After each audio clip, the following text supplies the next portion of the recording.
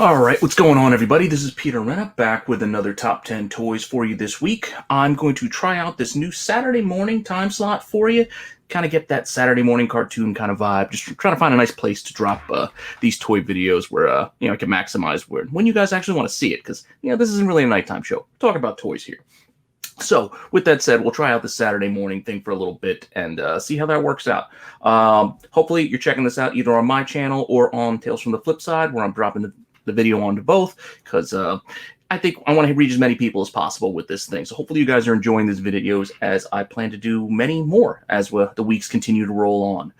So for this week, I'd like to point out that I'm going to be covering Kenner Superpowers, the DC superheroes. These from the early 1980s. I think 1983 was the first year that these dropped, just to kind of do something a little bit different. I personally am so super excited with Star Wars, with all the, the Disney investor announcements, and that included all the Marvel stuff. So many cool things coming down the pipe with Disney Plus. Like, I am super excited about that stuff. But I figured I'd play devil's advocate, and let's just take a quick look at DC for a little bit. While everybody's looking left, let's go right. So, Kenner Superpowers. I loved these toys when I was younger. I had most of the run, at least the first two series. The third series, which was a little bit harder to find and a little bit lesser printed, and you'll see that in some of the prices when we get through into this. But those first two runs, I think I had every one of them. They were great. Just excellent molds for the time. They had, nice little action poses. You could squeeze their legs. They had the little punch-in, motion, or something like did a throwing thing. It was very well-made toys for the time, especially when you consider, at the time, the biggest competition with G.I. Joe. Great. You can see I'm a fan. I'm a fan of the little 3 3/4 inches, and they had maximum posability, but they didn't really have any action. And you had Secret Wars. Those guys were, again, nicely molded, but they were all kind of the same, that same kind of lean, lanky look. They all had the same kind of vibe. And when He-Man, the exact opposite, you had the big, bulky squat. So, unless you want to go back to, like, Mego, but we'll worry about that later. But Kenner Superpowers was a great toy line. Again, great molds. The faces, they looked like the characters. You had the DC Super Friends cartoon at the time. Fantastic, fantastic stuff. You had vehicles and tons of figures at Hall of Justice. A lot of fun things. Some useless things. Like, I don't understand why Superman had a flying car, considered dude could fly. But hey, whatever sells toys, right? So that said, let's not go into too much into the line as a whole. Let's get right to the list. So again, I just kind of did averages, going over like recent eBay sales over the last 3 months, because that's how far they basically track. And I'm only doing carded figures mostly, because I'll mention some of the loose prices, because again, loose is very hard to compare. You can't really go apples to apples with loose, because with a lot of these toys, even something as simple as the Superpowers, there are things like capes that could be ruined, wrecked, missing. Figures, the arms and legs paint could be chipped. Like, there's a lot of condition that goes into things when you talk about loose. So you can't really do an apples to apples price. Even with carded figures, you still have the condition of the card. But for the by and large, the most part, most carded figures generally they command a premium. So those are the prices I'm going with, just to give you guys a sense of value here. So we're going to start off our list with number 10, and it shouldn't be hard to guess who that is. And number 10, we got Batman. I love the gray and blue. The gray and blue was a great look. It was I loved it in the, again, Super Friends cartoon. Granted, the Michael Keaton black suit Batman is awesome. It's iconic, and I currently love more of the gray and the black. But that blue, there's something about that light blue and the gray. It makes me think Batman. That's the Batman that I remember as a kid. That's the Batman that I know. And that guy, he's number 10, mostly because the average is at $164.50. with a high sale of about $255. And I think there was 11 of them that I picked up tracking. Loose, he can be pretty cheap, because Batman is, he's one of the figureheads of DC. He's an easier to find figure. So the loose ones, you can find them pretty cheap. But for the carded figure, that's our number 10, which will take us to our number 9. And number 9, I believe, is Superman. Again, other figurehead of the DC, if not the most iconic, the second most iconic, depending on which garage you park your car. Batman, Superman. But Superman's right there at number 9 in this case, and he's averaging about $183 or so for those carded figures, and he had 18 sales, so a little bit more moving for Supes. And there was a high of 382. I think that high might have been a Canadian price, not Canadian price, a Canadian figure. That's the other thing with some of these DCs. There are some foreign editions. I'll get into that a little bit more later. But the Canadian price, I keep saying Canadian price because of comics. But the Canadian carded figures, you can tell pretty clearly because they'll have the French on them. Like they'll basically have English and French because as many of the laws go in a lot of parts of Canada, French Canadians, you have to have English and French, on both. So you'll see it, right there on the card that they have both the English and the French version of the titles and all the verbiage that's on the card. So I think that might have been that high sale for that 382, but I'm not positive. But that's ringing a bell in my head when I'm looking at my prices here. But the other thing you might want to notice about these figures, and the prices are kind of consistent between the regular carded ones that I'm showing here, as well as there was a small carded or short carded, depending what you want to call it, where it was like thin. I guess you can fit more on the shelves with this tight. It wasn't a lot of extra card. It was basically just a figure right there. So this first run, I believe a lot of the figures had this small card as well. I think from what I gathered, the prices seem about the same. So, pick your poison. Which one do you like better? Grab either if you can. Obviously, carded figures like this aren't easy to come by. So, do what you can. But these small carded figures were another option too, just to kind of point out from this line.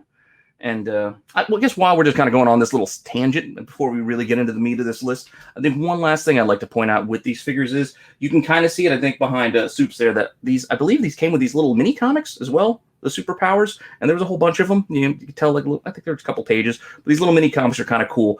Currently, I'm just kind of into these little mini comics for whatever reason right now. I blame Topher for just kind of putting these things in my head. I actually went to my shop today, just sidetracked, and bought these little mini Star Wars comics because they were kind of cool. And again, it's got this stupid things in my head now. But so thanks to Topher for putting that idea in my head. But moving on. Mini comics, superpowers, those are also fun little things you can find. I think He-Man also had a similar little thing too, with some of theirs. But mini comics was a popular thing back in those early 80s with the toy lines, because it's another way to sell your toys. Apart from having cartoons to promote what you got, comic books was another way to go. So with Superman, we're going to move on to number 8, and our number 8 is Steppenwolf. Now, if you look at this guy, you can see he looks nothing like what they gave us in that Justice League movie, where they just kind of washed him out, made him another big gray mass villain, super villain. We'll just make him big and gray and just nondescript. This guy, he's I don't know, he's kind of a cool look. He looks like got a Genghis Khan kind of thing going with the Road Warrior style armor. He's pretty cool, and he still has that that kind of trademark weapon, that kind of axe, I guess you would say, that he did have in the Justice League movie. I'm really curious what they're going to do with the Snyder Cut. I'm not going to lie, I'm intrigued, but I don't know. I just wasn't a big fan of the look of Steppenwolf in that movie. It was just too generic. I don't know. That was just me. Too generic. Not that I can want him to look like this guy, but this is at least kind of a unique look. Well, Genghis Khan or not, but there it is. So this one came in at number 8, and this was it literally just beat out Superman at 183.25, where Soups was, I think, 22 cents. So he's right there neck and neck with Soups on the average. But there's only 2 sales that I could find a Steppenwolf in the package, because again, some of these are kind of harder to find in the package. Batman and Soups, lots people held on to them. Makes sense. Steppenwolf, I can't see a lot of people hanging on to their Steppenwolves like, oh, this is my favorite character ever. But there were two sales. And the high of these two, and it's pretty consistent because the high was only 187.50. So, you can see the other one must have been just under 180. I don't have it in front of me, but hey, loose. This is a $40 to $90 figure too, by the way. So just to give you kind of an idea, that's what you can get for a little Steppenwolf if you if you had them. So we're gonna move on from Steppenwolf and go on to our number 7, who is, come on 7, come on, Hawkman. Oh. I was a big fan of Hawkman. This figure was really cool because he had wings. Like you squeeze the legs, wings flapped. Like it was cool. Like there wasn't a lot of flying figures that you could have back then. The wings kind of popped off pretty easily, but you can get them right back on there without too much trouble. And he had that badass mace. And again, you can see the little comic book snuck in behind the figure there. So you had to open it up to get to that comic. So Hawkman, again, hits us at number 7, and he's averaging just under $200 at 198.91, and with a high sale of $244.49 from what I found. Only 4 Hawkman sales, and you can find him loose too. He's a little bit not say easier, but you can find a bunch of these. Here, 40 to 50 bucks will get you a loose Hawkman in pretty decent shape. But Hawkman is a really cool figure. Again, I remember playing with that one a lot. It was fun. So moving on, number 6. Number 6, we're gonna go to a villain here, and we got Mr. Freeze. Now, I don't actually think. Well, no, I did have this one. Yeah, Mr. Freeze. I do remember this one. A little weird, a little more squat of a figure, and I had the little purple helmet that kind of came off. But Mr. Freeze comes in at our number 6 spot, and he's averaging 242.33 with a high of 256.99. So, not an easy figure to come by. You got those tubes, going out. Those are kind of things that would come off and you would lose, as a kid. Like those little extras were sometimes hard to keep a hold of. So that's why, again, going to the loose, which a loose of Mr. Freeze is going to get you or cost you about 60 to 120, depending on condition. He might be missing the helmet part. He might be missing, like I said, the tubes that run down the side there. So, Mr. Freeze ain't always easy to find, these days. But yeah, still was a cool figure. Still was definitely a cool figure. But he was our number 6, which will get us into our, top 5. So I'm going to take a quick little pause. Recharge. I'm the only one here talking, so I got to take a breath every now and again to keep this thing moving. But our number 5 figure on our list is Samurai. Interesting character. I remember him from the cartoon. It has an interesting look, if not the greatest outfit. It's definitely unique with the little. It looks almost like a wrestler to me. Like this is something that you can see, a wrestler accompanying Ricky the Dragon Steamboat down the big walkway into the ring back in the day. And that little kind of like a little lightning sword kind of thing he had was kind of cool. But he had like a little spinning action, I believe, with his body. So that was his little fun little thing that he got to do. And Samurai, he is, like I said, an interesting character that you can find, and he hits number 5 because he's hitting at about 243.29 as the average, and that's about 5 sales that made that up. And this one's got a high of 280.99. Now, Samurai, if you want to find him loose with all his stuff, including like the little garb, it can hit up a high of like 170 bucks, or you can go down as low as 60. So that $50 to $60 range is a lot of like the low end prices for good for these loose Kenner superpowers guys, but you can see some of these get pretty pricey, even loose. I mean, $170 loose or $243, in the package. It's pretty close. It's definitely pretty close. So I don't know, just something to keep in mind. Like not all the time. When you're out there hunting or you're at a flea market or a yard sale, you're not always going to find a carded figure. I mean, if you do, awesome. Buy it if you can. But if you find them loose, still, as long as the price is right, I'd still say grab it. So with that said, we're going to move on to number 4. And number 4, we have Mr. Miracle. Pretty cool. He's got that green cape, with the high collar. The other capes that like Supes and Batman had was just kind of like a little snap one around their neck. This gave you a little extra, get a little extra of that high collar around his neck. He's got a similar look to like the bulkier, superheroes, which is kind of, again, with toys, they always usually use a lot of the same molds. So a lot of them are going to have the same build, and that's just going to kind of be reused and repainted.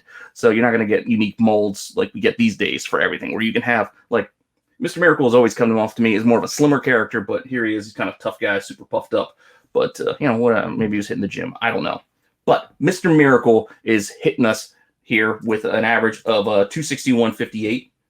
And that's why he's got us in at number 4. And, that's the average, and $299 is the high. And I got 4 sales tracked on that one. Again, not a lot, but it is what it is. Loose with all his stuff, you're hitting 60 to up to 200 bucks. So you can still get 200 bucks for a loose Mr. Miracle if you can get him with his cape and all this fun stuff. But we can do. I think this might have came with the handcuffs there that they're showing. I think they might have been tucked in there behind his cape. I'm not 100% positive. I don't recall. But I think that might have been one of the accessories. So again, having these accessories really helps the resale if you can find them. Which is also why some of the accessories on their own sell very well. Where you can find like those handcuffs could probably run. I know I haven't looked it up, but you could probably get like 20, 30 bucks just for the handcuffs because a collector might want that to put with their figure to complete it. So that's what you got to keep your eye on. Like some of these things, like just capes, just pieces, people rebuild and kind of refurbish these things. with loose parts. So loose parts can definitely still sell well if you know what they are and what you're looking at. So again, just something to keep in mind. Definitely something to keep in mind when you're out there hunting and looking at stuff. So we're going to move on to number 3. And number 3, we have Captain Marvel. Well, no, they didn't call him Captain Marvel. We got Shazam. Even then, they just went with Shazam. Yeah, because that's what everybody knew him as, and I think they might have lost the rights to the Captain Marvel name to Marvel by that point. But Shazam, pretty cool figure. I actually don't think I had Shazam. I don't remember having Shazam, but yeah, here he is now. And you can see he's got that little short cape. He's got a little short white cape, which this is kind of the look that we got with Zach Levi, just in the most recent movie, which was a very good movie, I think. So you can see it. It doesn't look like they gave him the high collar, though. That was a missed opportunity here. But maybe it is. It's just tucked in on the figure. Like I said, I didn't have it, so I don't really remember if the cape had the high collar when you open this thing up. But Shazam is averaging over 300. We're hitting 303.19 with a high of $430.99, and I got 5 sales on this guy. Loose Shazams, it's $100 to $200, and the $200 is with the cape. So that means at $100 with a capeless Shazam, you can still find $100 for just a loose figure. Craziness. Again, keep an eye out. Those little piles of toys, people don't know what they have. You might. So that's number 3. We're getting down to the nitty-gritty here. So hitting our number 2 spot is a character I had no idea who this was, and I did not own this one as a kid. This is Golden Pharaoh. Yeah, didn't really have Golden Pharaoh. Now you can see why he's hitting number 2, and he's probably pretty hard to find, especially with all of his stuff. But Golden Pharaoh, $403 for the average on this guy, with a high of $437. 3 sales on Golden Pharaoh. You can see he's got like these little wing things under the arms. I believe it was almost like a see-through plastic thing on his chest, and he's got that like that pole spear, not a spear. It's like a, I don't know, whatever. He's got the little accessories there. So loose, this is $120 to $150 figure for Golden Pharaoh. Oddball character, probably not easy to find. Again, I had tons of toys as a kid. I don't remember this one. So I can see him hitting number 2. It's just being unique and just being rare. And there was a lot of weird characters that ran through this run, but he must have just been on the tougher end. But Golden Pharaoh was number 2, which we will then hold a quick pause and go to our number 1 figure on the list. And this is by far the number 1 figure on the list just by price alone. Did I build enough suspense there taking that drink? But our number 1 figure is Cyborg.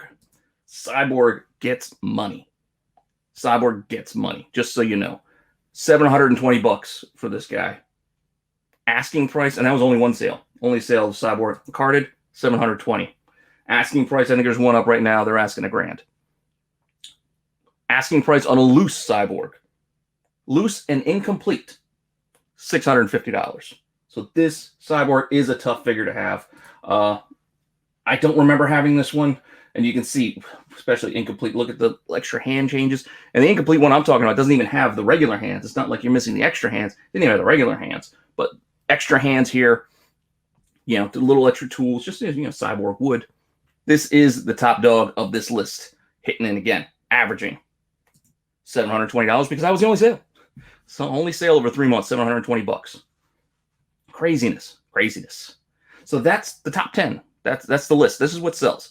Now, that isn't really the most expensive figure, but I'm going to mention something soon in our honorable mentions section.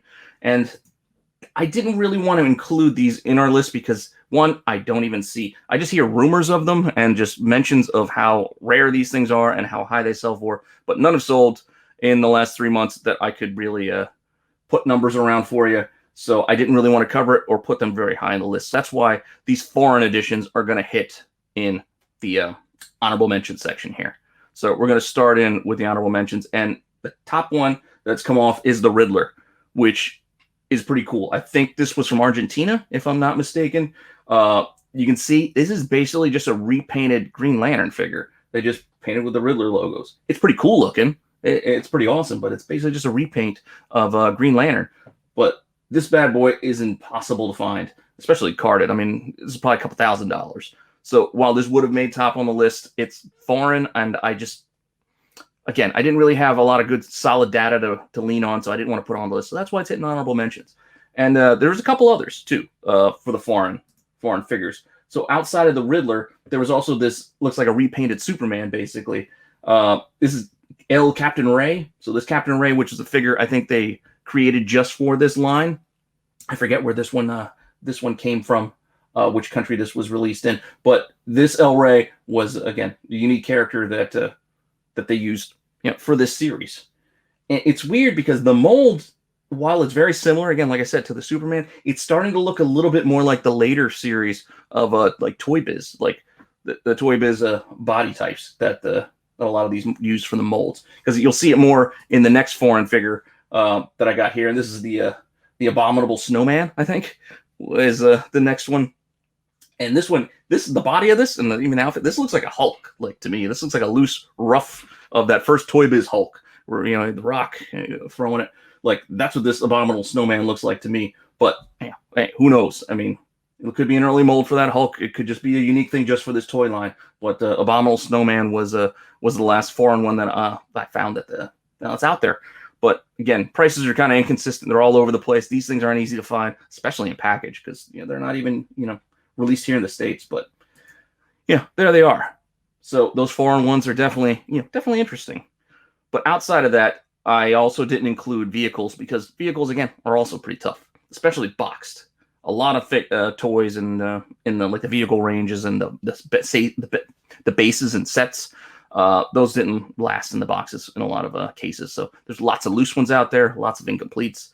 But the Batcopter is definitely one that's out there. This is like a little over $200, for this guy, and I've only found loose ones. I haven't even found a for sale or sold Batcopters. I found a picture, but none for sale or none recently sold for the Batcopter. So a little over $200, $250 was like the high on this guy for both loose. And there's only 2 sales. And then we also had the Batmobile, which was another one. I remember this. This was a pretty cool vehicle to have. It was kind of reminiscent of that old school TV show Batmobile with the, just the way the front windshields go and the open top, like in convertible type, but it had that little ramming action in the front. This was a very cool toy. This $213 is the average on the sale prices, with a high of about $225.